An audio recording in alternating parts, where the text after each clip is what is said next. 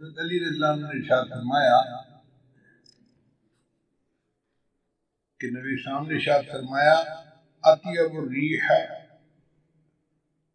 ریح فی الارض الہند، کہ سب سے اچھی خوشبو سرزمین ہند کی ہے۔ یہ حاکم کی روایت ہے۔ علامہ اقبال نے اسی کو کہا تھا، میرے عرب کو آئی ٹھنڈی ہوا جہاں سے، میرا وطن وہی ہے، میرا وطن وہی ہے۔ یعنی نبی علیہ السلام نے ارشاد فرمایا کہ مجھے اس طرف سے ٹھنڈی ہوا آتی ہے۔ تو آقا صلی اللہ علیہ وسلم کا یہ فرمانا کوئی بشارت رکھتا ہے۔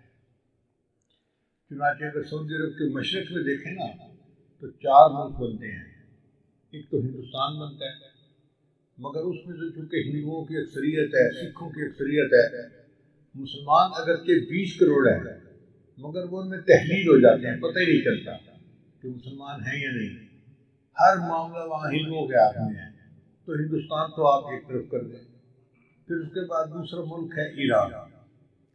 ایران میں شیعوں نے ایسا قبضہ کیا ہوا ہے کہ وہ شیعت کے اندر لپٹے ہوئے ہیں، لہذا وہ بھی آؤٹ آف کویسچن ہو گیا۔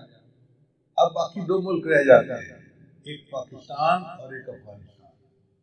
ان دونوں میں اہل سنت والجماعت لوگ موجود ہیں اور دین کی محبت والے اور دین پر عمل کرنے والے لوگ موجود ہیں۔ تو اس کا مطلب یہ ہوا کہ نبی علیہ السلام کو جو ٹھنڈی ہوا آپ نے فرمایا کہ مجھے ٹھنڈی ہوا آ رہی ہے، وہ پاکستان اور افغانستان اس علاقے سے آ رہی ہے۔ ویسے بھی اگر آپ تاریخ کا مطالعہ کریں نا تو 2 پہاڑوں کا سلسلہ ہے، ایک ہے کوہ ہمالیہ اور ایک ہے کوہ ہندو کش۔ اگر نقشے اٹھا کے دیکھیں تو اس کے اندر ایک مثلث بنتی ہے۔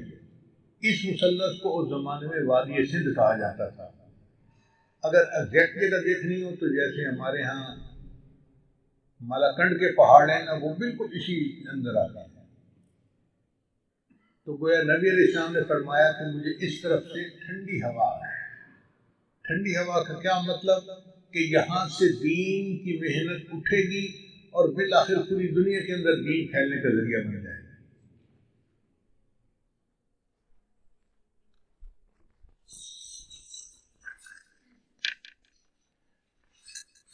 چنانچہ امام ربانی حضرت مجدد ثانی رحمۃ اللہ علیہ اسی علاقے میں تھے۔ دارالدیوبند جیسی دینی درسگاہیں اسی علاقے میں، حضرت شیخ الہند رحمۃ اللہ جیسی شخصیت اسی علاقے میں، اسی علاقے میں تحریک خلافت اٹھی اور اسی علاقے میں تحریک رشی رومال بھی اٹھی۔ چنانچہ ابن ماجہ کی روایت ہے، نبی صاحب نے ارشاد فرمایا یخرج الناس من المشرق فیوطئون للمہدی، کہ مشرق سے لوگ نکلیں گے جو امام مہدی کی راہ کو ہموار کریں گے۔ اب سعودی عرب کے مشرق میں تو ہمارا ملک بنتا ہے۔ اس کا مطلب یہ کہ جس کو ہم وادی سندھ کہتے تھے نا پرانا، وہاں سے لوگ اٹھیں گے۔ یہ پاکستان اور افغانستان کے درمیان کا ایک علاقہ بنتا ہے۔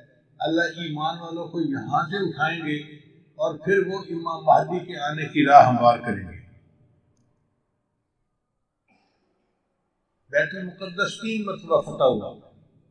ایک مرتبہ عربوں نے فتح کیا حضرت عمر رضی اللہ عنہ کے زمانے میں بغیر لڑائی کے، کافروں نے چابی حوالے کر دی تھی۔ دوسری فتح پھر کردستان کا ایک نوجوان تھا جس کا نام تھا صلاح الدین ایوبی، اس نے صلیبی جنگیں لڑی اور کافروں سے بیت المقدس کو فتح کروا دیا۔ اب تیسری مرتبہ وہ پھر فتح ہوگا اور ہمارا یہ گمان ہے کہ اللہ تعالیٰ یہ اعزاز پاکستان کے لوگوں کو عطا فرمائے۔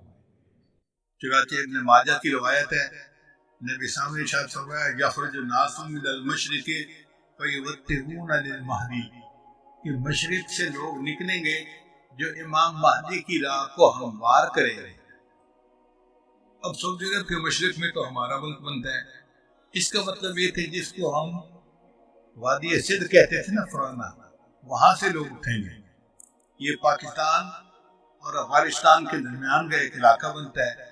اللہ ایمان والوں کو یہاں سے اٹھائیں گے اور پھر وہ امام مہدی کے آنے کی راہ ہموار کریں گے۔ بیت المقدس 3 مرتبہ فتح ہوا۔ ایک مرتبہ عربوں نے فتح کیا حضرت عمر رضی اللہ عنہ کے زمانے میں بغیر لڑائی کے، کافروں نے چابی حوالے کر دی تھی۔ دوسری سطح پہ کردستان کا ایک نوجوان تھا جس کا نام تھا صلاح الدین ایوبی. اس نے صلیبی جنگیں لڑی اور کافروں سے بیت المقدس کو فتح کروا لیا. اب تیسری مرتبہ وہ پھر فتح ہوگا اور ہمارا یہ گمان ہے کہ اللہ تعالیٰ یہ اعزاز پاکستان کے لوگوں کو ادا کرے. علامہ اقبال نے وہ خوبصورت شعر کہا ہے فارسی میں: خضر وقت از خلوت دشت حجاز آید برون. خضر وقت سے مراد امام مہدی ہے.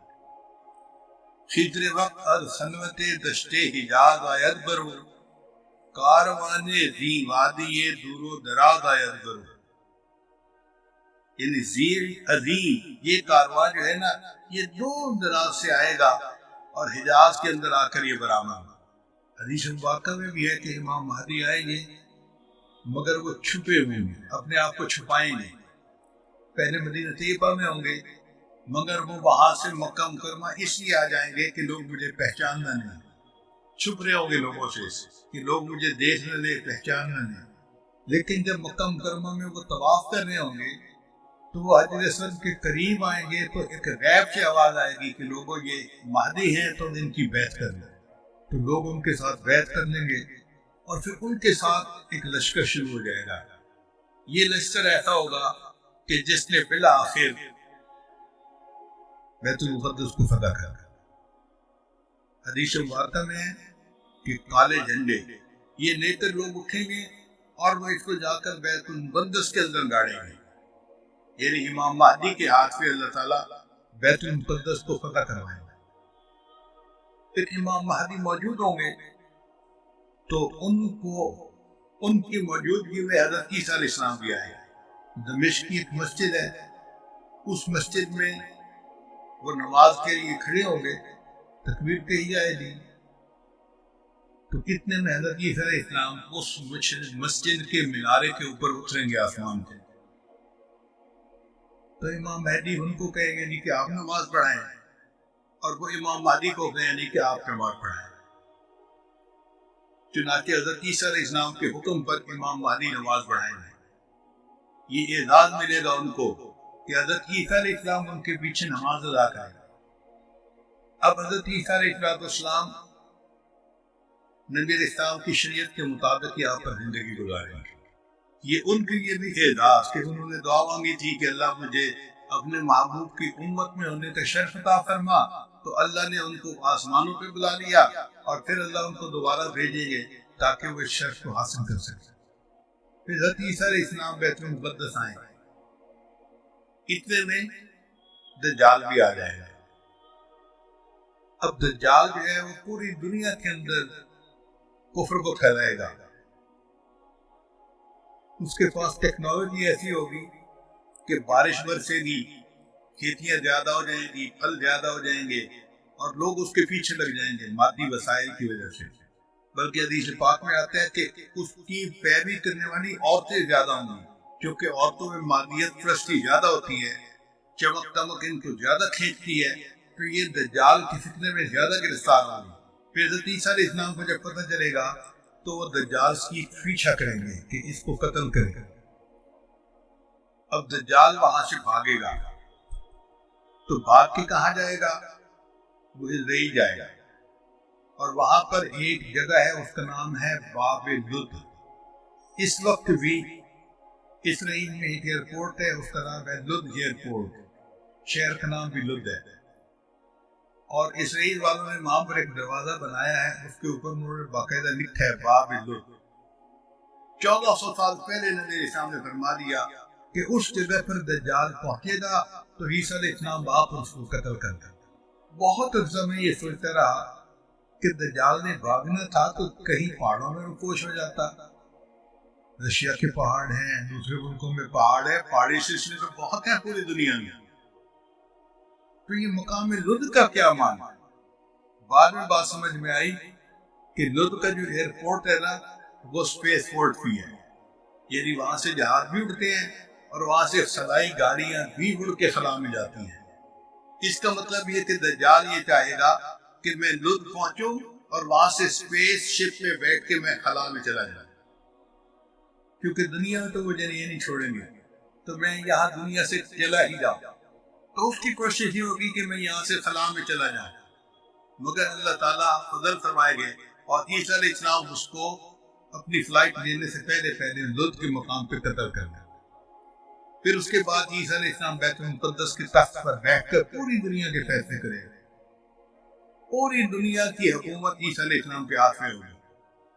پھر عیسیٰ علیہ السلام صلیب کو توڑیں گے اپنے ہاتھوں سے، اور پھر یہود نصارہ میں جو ان کی مخالفت کرے گا اس کو قتل کریں گے، حتیٰ کہ ایک ایسا وقت آئے گا کہ پوری دنیا میں ایک بھی بندہ غیر مسلم نہیں رہے گا، سارے مسلمان ہیں۔ اس وقت اتنی برکتیں ہوگی، حدیث پاک میں آتا ہے کہ ایک گائے کا دودھ پورے خاندان کے لیے کافی ہو جائے گا۔ اب یہ بات تو سمجھ میں آتی ہے، آج ایسی گائے بن گئی ہے جو 100 لیٹر دودھ دیتی ہیں ایک دن میں۔ اب 100 لیٹر تو واقعی پورے خاندان کے لیے کافی ہے، 40-50 گھروں کے لیے کافی ہو جاتا ہے۔ یہ باتیں نبی سامنے اس وقت فرمائی جبکہ لوگوں کو اس کا تصور بھی نہیں ہو سکتا تھا۔ میرے آقا صلی اللہ علیہ وسلم کی نگاہ کیسی تھی؟ یہ نگاہ نبوت تھی جو بہت دور دیکھ لیتی تھی، کہ 1400 سال پہلے بیٹھ کر ایسی باتیں کی جیسے آج اپنی آنکھ سے دیکھ کے کوئی بندہ باز کر رہا ہو۔ پھر عیسیٰ علیہ السلام اور ہو جائیں گے، اور اس کے بعد جو بگاڑ آئے گا نا وہ پرورن بگاڑ ہوگا، اور اس کے بعد پھر قیامت قائم ہوگی علی شرار الناس، ان لوگوں پر جو سب سے زیادہ شریر لوگ ہوں گے۔ تو ایسے لگتا ہے حالات سے کہ قیامت کے بڑی بڑی نشانیاں پوری ہو گئی، اب امام مہدی کے آنے کا وقت بہت قریب ہے۔ یہ جو حالات میں اتنی بڑی تبدیلی نظر آ رہی ہے نا، یہ کسی چیز کا پیش